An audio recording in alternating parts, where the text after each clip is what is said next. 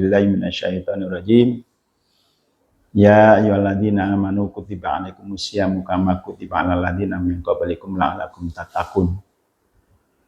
Wahai orang-orang yang beriman, diwajibkan atas kamu berpuasa sebagaimana diwajibkan kepada orang-orang sebelum kamu agar kamu menjadi orang takwa. Takwamu Plus, menyamai takwa untuk Islam berkemajuan.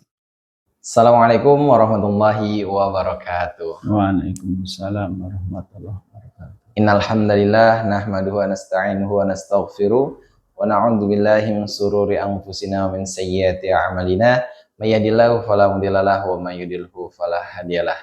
Asyhadu an la ilaha illallah wahdahu la syarikalah wa asyhadu anna Muhammadan abduhu wa rasuluh alladzi la nabiyya ba'da. Alhamdulillah, kali ini telah berhadir bersama kita ada Al-Ustadz Dr. Andes Suprapto. Apa kabar Ustadz? Alhamdulillah sehat. Alhamdulillah. Nah, pada hari ini di podcast kita akan membahas tentang hikmah puasa karena bertepatan hari ini udah masuk Ramadan ke-5.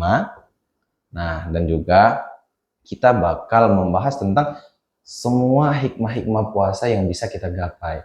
Nah, bersama dengan narasumber kita, Ustadz, boleh dong dibantu Ustadz. Kira-kira apa saja sih hikmah-hikmah dalam berpuasa ini Ustadz?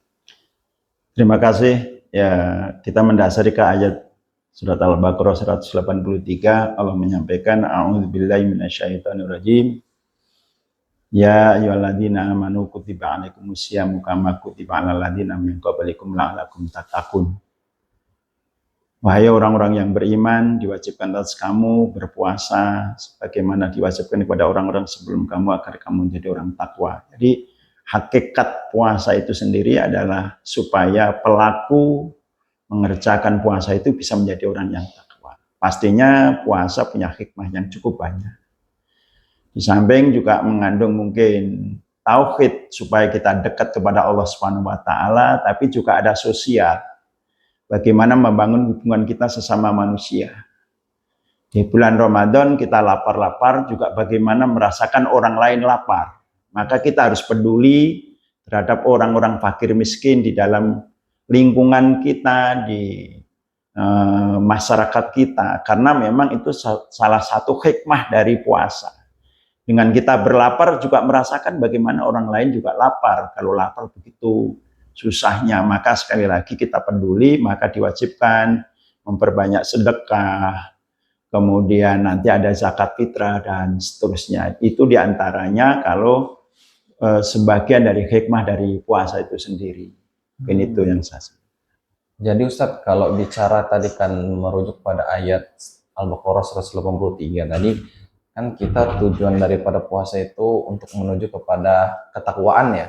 Ketakwaan. Jadi golongan-golongan orang yang bertakwa itu yang seperti apa itu Ustadz? Golongan-golongan yang bertakwa kalau kita lihat di dalam surat Ali Imran dinyatakan alladzina yunfikuna fis sarra wad dharra wal kadhiminal ghaidha wal afina 'anil nas wa wallahu yuhibbul muhsinin.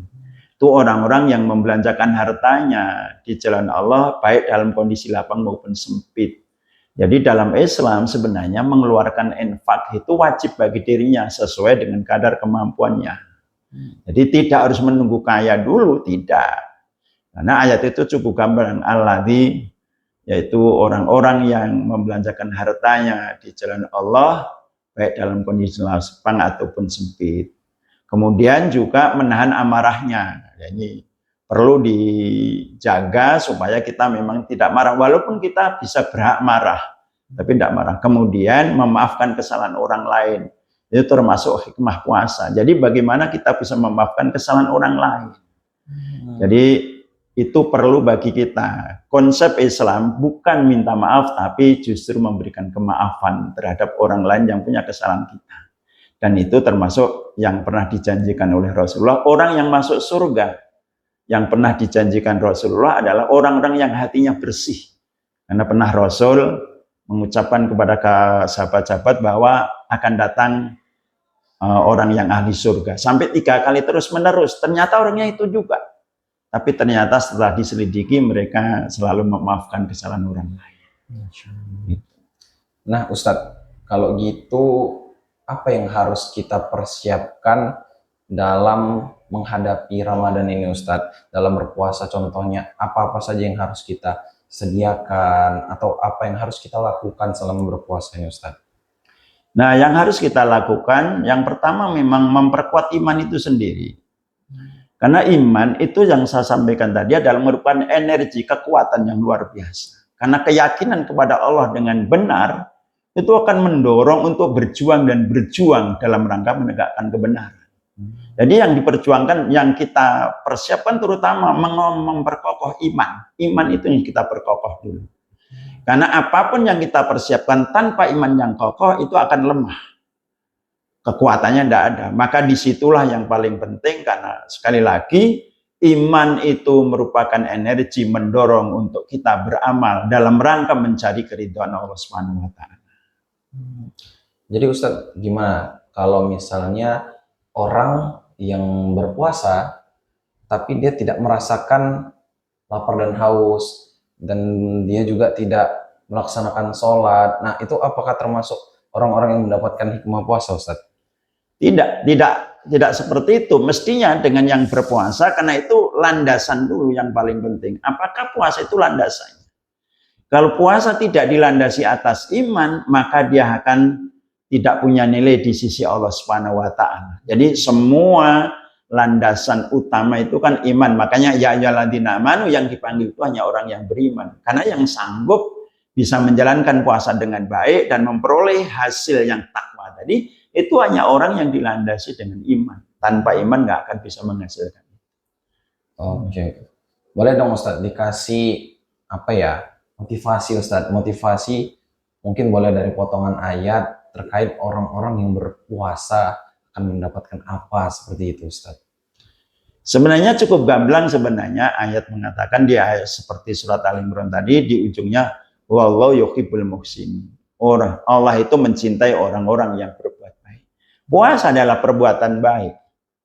Zakat, sedekah, apa yang kita lakukan di bulan Ramadan itu semuanya kebaikan-kebaikan, dari mulai tadarusnya, dari sholat qiyamul lailnya, infaknya, sedekahnya, itu berbuat baik. Dan Allah janji, Allah mencintai. Kalau sudah Allah yang mencintai, itu akan Allah berikan apapun yang kita minta. Jadi sebenarnya kalau cerita motivasi itu sebenarnya kita hanya dengan kalimat Allah mencintai orang-orang yang berbuat baik. Jadi gampang sebenarnya. Dan itu penuh dengan keyakinan, karena kebenaran Al-Quran itu dijamin benar, mutlak gitu. Sehingga kita butuh yakin betul-betul ya. Tapi kalau memang nggak yakin agak susah sih, yang gitu masalahnya. Harus yakin bahwa Al-Quran itu benar. Wallahu yuhibbul muhsinin. Sesungguhnya Allah mencintai orang-orang yang berbuat baik. Di bagaimanapun kita yakin ya. Makanya jangan berharap balasan manusia, tapi Allah yang balas. Karena Allah itu pasti akan membalasi kebaikan-kebaikan yang kita lakukan. Walaupun manusia nggak membalas dengan kebaikan, tapi bagi Allah setiap kebaikan yang dilakukan hambanya akan diberikan kebaikan oleh Allah dengan cara Allah itu sendiri. Oke, terakhir nih Ustadz. Kira-kira ada nggak pesan dari Ustadz untuk sahabat Taqwa Plus yang insya Allah nanti bakal melihat podcast ini, Ustadz? Ya, mestinya ini kan podcast ini salah satu dakwah kita sekarang di kita. Kita harus terus mengisi dan mengisi, ya, sehingga kebaikan-kebaikan itu bisa tersebar di dalam masyarakat kita. Harus gitu ya. Mestinya sekali lagi ini harus kita buktikan, dalam arti dakwah itu bukan hanya lewat lisan. Dakwah itu lewat bilhal. Dengan kultural kita harus kita lakukan. Bukan hanya sekedar omong, tapi butuh kita action dalam kehidupan kita. Di ini mungkin salah satunya cara untuk dakwah kita, ya dakwah digital sekarang ini harus seperti ini. Dan terus menerus kita ke depan, karena memang semuanya sekarang berlaku dengan digital. Ya. Mungkin itu yang saya sampaikan. Oke, Alhamdulillah. Jadi begitu hasil podcast kita pada hari ini bersama narasumber kita, Ustadz Dr. Andes Suprapto. Insya Allah semoga membawa berkah bagi kita semua dan kedepannya menjadi insan yang lebih baik dan lebih mulia di sisinya. Amin. Ya. Allahumma amin. Sekali lagi terima kasih buat sahabat Taqwa Plus yang insya Allah akan melihat video ini. Seperti biasa, mari kita tutup dengan slogan kita, menyamai takwa untuk Islam yang berkemajuan. Saya Baihaqi Septiansyah pamit undur diri. Assalamualaikum warahmatullahi wabarakatuh.